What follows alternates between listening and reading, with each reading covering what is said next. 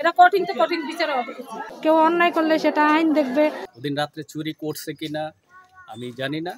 প্রিয় দর্শক, ফরিদগঞ্জ পোস্টে আপনাদের স্বাগতম। ফরিদগঞ্জে চুরির অভিযোগে বাবু নামক যুবককে পিটিয়ে নির্মমভাবে হত্যা করা হয়েছে। হত্যাকাণ্ডের শিকার বাবু গোবিন্দপুর গ্রামের গাজীবাড়ির মৃত দুলাল গাজীর ছেলে। পিটুনির ঘটনার সূত্রপাত হয় 13 নভেম্বর মঙ্গলবার রাত আনুমানিক 8:30 ঘটিকায়।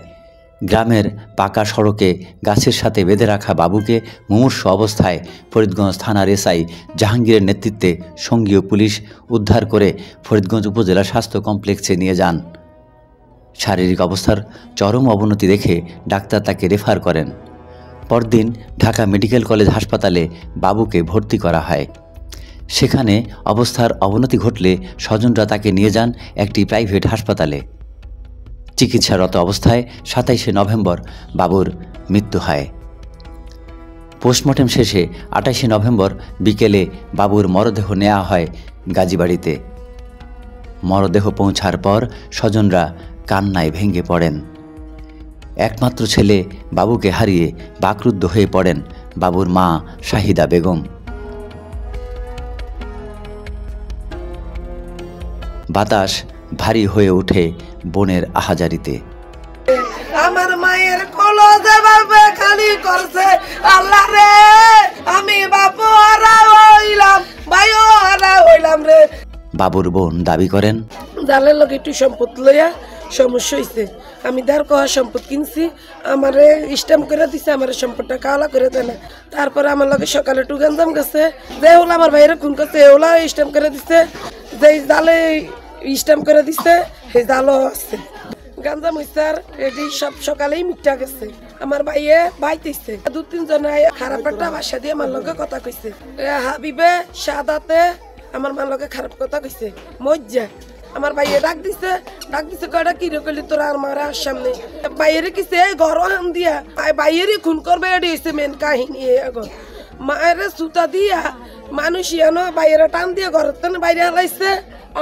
দেহে মায় দেহে চতুর্দিকের মানুষ কাঠের কাটায় বিড়া গেছে। মার বাইরে মার সামনে মারও মারছে, বাইরেও মারছে, নিয়ে সানুকাগুর কানিক মারছে, রাস্তাত নিয়ে মারছে মুস্তফার দোকানের সামনে, মারছে জাহাঙ্গীরের বাড়ির সামনে, নিয়ে মারছে হারুনের বাড়ির সামনে।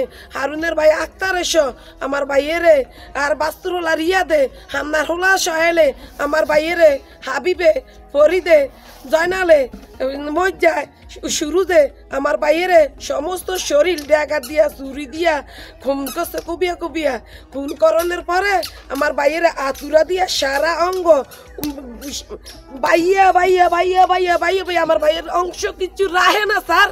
আমার বাইরে এই কারণে বাঁচাইতে পারলাম না আমি বইনে। মারা এই জায়গা গাই দিচ্ছে টাকা দিয়া, মারা এই জায়গা লাইট দিয়া বাই দিচ্ছে। আমার ভাই সেদিন কোনো অপরাধ করে না স্যার। আমার ভাইয়েরা পুলিশে জানায় উদ্ধার করছে, আমার ভাই পুলিশ ফোন করছে, মায় তো একা বাঁকা কিছু পায় না। আমার ভাইয়ের প্রত্যেকের নাম কয়া ভাই আরে হাবিব ভাই আরে মারিস্তা, সুরজ ভাই আরে মারিস্তা, রিয়াদ আরে মারিস্তা, সোহেল আরে মারিস্তা, আক্তার ভাই আমি দেখছি। আমি বাচ্চা থাকলে তো আর প্রতিশোধ নিব একদিন, এই কারণে আমার ভাইয়ের প্রতিশোধ নিতে দেয় না স্যার। পুলিশ আসার পরে ভাইয়ের অবস্থা খারাপ দেখে দেশের এলাকার মেম্বার নিচ্ছে, সৈদার নিচ্ছে, নিয়ে আমার ভাইয়ের উদ্ধার কইরা চতুরা হসপিটালে গেছে, মেডিকেল পাঠাইছে। ওখানেও রায়ন আমার ভাইয়ের অবস্থা খারাপ, নির্বিচার চাই, খুনির ফাঁসি চাই। কথা বলতে পারছিলেন না বাবুর মা। তাকে মাটি থেকে তুলে স্বজনরা ঘরে নিয়ে যান। শোকাহত বাবুর মা যে কথা বলেছেন, মোবাইল নিছে, টিয়া নিছে, টিয়া 3 লাখ নিছে, টিয়া এই যে আমার ঋণ নাই, এই যে ঋণ নাই, এই যে ঋণ নাই, আমার সব কিছু রেখে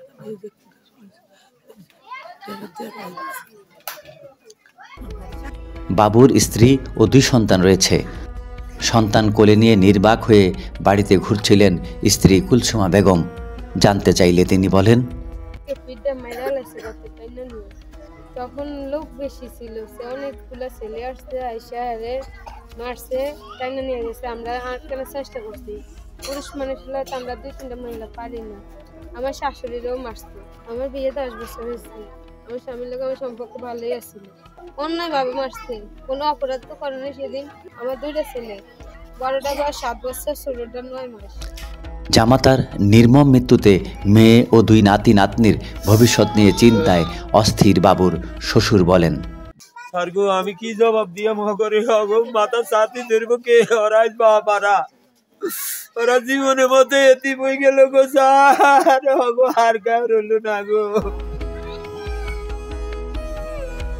বাবুর মরদেহ দেখতে শত নারী পুরুষ ও শিশু বাড়িতে ভিড় জমান। কথা হয় তাদের সঙ্গে, কাউকে পিটিয়ে মেরে ফেলার অধিকার কারো নেই, এমন কথা বলেও একজন নারী মন্তব্য করেন। চুরি করছে এই কথা কয়ে মারধর করছে। এটা কঠিন তো কঠিন বিচার হবে কিছু। ওরা যেভাবে শুয়ে রয়েছে খাটের ভিতরে ওর লগে লগে হেডিনে শুয়ে থাকলে এইটাই বিচার হবে। দর্শক, বাবুকে পিটুনির কারণ কি? এ বিষয়ে অভিযুক্ত পরিবার ও বাবুর বোন পাখির ভাসুরের স্ত্রী নাজমা দাবি করেছেন 13ই নভেম্বর রাত 12:30 ঘটিকায় বাবু তার ঘরে চুরির চেষ্টা করে।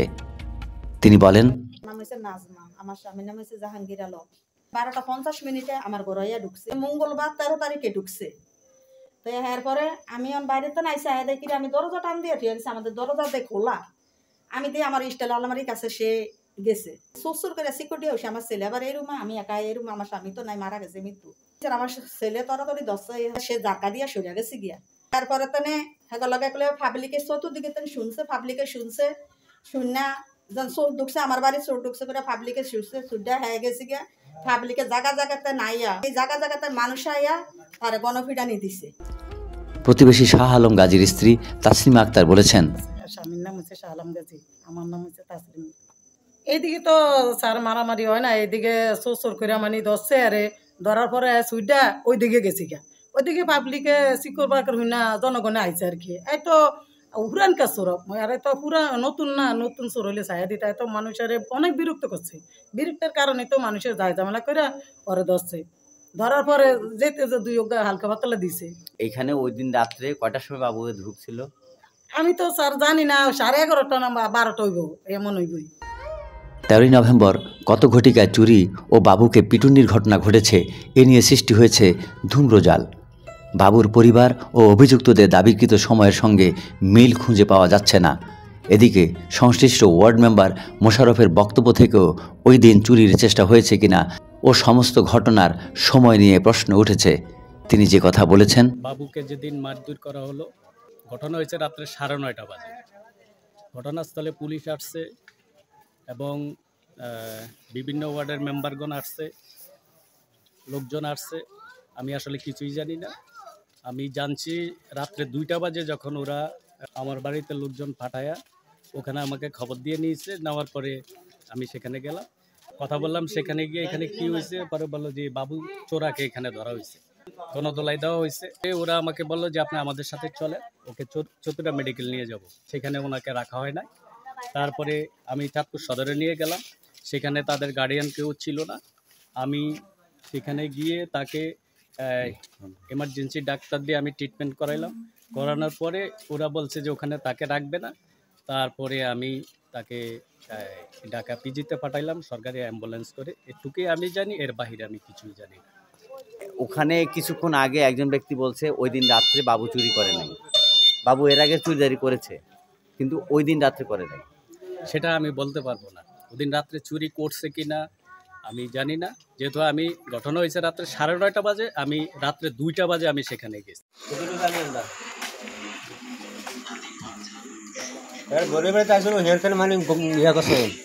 গন্ডগোল করছে, ওই গন্ডগোলের সূত্রতে মানে তার মানে ফিরছে, মানে ইয়া কইয়া চোর কইয়া। ওই দিন রাতে তার বোনের বাড়িতে আইছিল, বোনের আমার বাড়িবেলা ঝগড়া হয়েছিল। ঝগড়া হওয়ার পরে তারা মানে চোর সাব্যস্ত করে এলাকার ফলা মানে জড়ো করে তারা মানে ইয়া করছে, ফিটাইছে। ওই দিন কোনো চুরি করে নাই। বাবুকে যেদিন পেটানো হয়েছিল সেদিন কি বাবু চুরি করেছিল? আমি এখানকার স্কুলের টিচার। আমি স্কুলে আসছিলাম, তো তারপর ওখান থেকে শুনলাম এই বাড়ির একজন মারা গেছে, দেখতে আসলাম। আমি শুনছি যে তাকে নাকি অনেক মানুষ মারছিল, পরে হাসপাতাল নিয়েছে, ওইখান থেকে আজকে মানে গতকাল রাত্রে নাকি মারা গেছে। এটা অবশ্যই একেবারেই মানে অনুচিত কাজ। দেশে অবশ্যই আইন আছে, এটা মানে কেউ অন্যায় করলে সেটা আইন দেখবে, পুলিশ আছে, প্রশাসন আছে, তারা দেখবে। এটা তো জনগণের হাতে ওইরকম এখতিয়ার নাই যে কেউ অন্যায় করলে তারা ধরে ধরে পিটিয়ে মেরে ফেলবে। আমার বাড়ি পশ্চিম আসাম মনিদিমিজি বাড়ি। আমার নাম মোহাম্মদ শুক্কুর। মিথ্যা চুরি করছে বইলা এরা মারছে, এরা সুস্থ বিচার। বাবু মারা গেছে, পিটাই মারছে, এই জন্য আসছে। লাশ আনছে এটা শুনে আইসি খুলে সাইতাম দূরের তো শুনছি কিলাইছে এটাই শুনছি। বাবু আমার জামাই, আমার দুইটা সন্তান, আমার নাতি, দুইটা নাতি, আমি এটা প্রতিবাদ চাই। দর্শক, 28শে নভেম্বর সন্ধ্যায় নিজ বাড়ির কবরস্থানে বাবুর দাফন সম্পন্ন হয়েছে। বাবু হত্যাকাণ্ডে ফরিদগঞ্জ থানায় একটি মামলা দায়ের হয়েছে। মামলা নম্বর 1, তারিখ 1 ডিসেম্বর 2024। দর্শক, 4 জানুয়ারি 2025 তারিখ শনিবার সন্ধ্যা পর্যন্ত কেউ আটক হয়নি। এই নিয়ে ক্ষোভ প্রকাশ করেছেন স্বজনরা, গা ঢাকা দিয়েছেন আসামিরা। আসামির পরিবারের পক্ষ থেকে মন্তব্য করা হচ্ছে, গণপিটুনিতে চোর মারা গেছে, এ নিয়ে এত আলোচনার কি আছে? সংশ্লিষ্ট থানার অফিসার ইনচার্জ শাহ আলম বলেছেন, কেউ অপরাধ করলে তার জন্য দেশের আইন আদালত ও বিচারের ব্যবস্থা রয়েছে, কিন্তু আইন হাতে তুলে নেয়ার সুযোগ নেই। প্রিয় দর্শক, অনুগ্রহ করে ভিডিও শেয়ার, লাইক ও মতামত দেবে, আমাদের পাশে থাকবেন, আমাদের উৎসাহ যোগাবেন। আপনাদের সকলের সুস্বাস্থ্য ও দীর্ঘ জীবন কামনা করছি।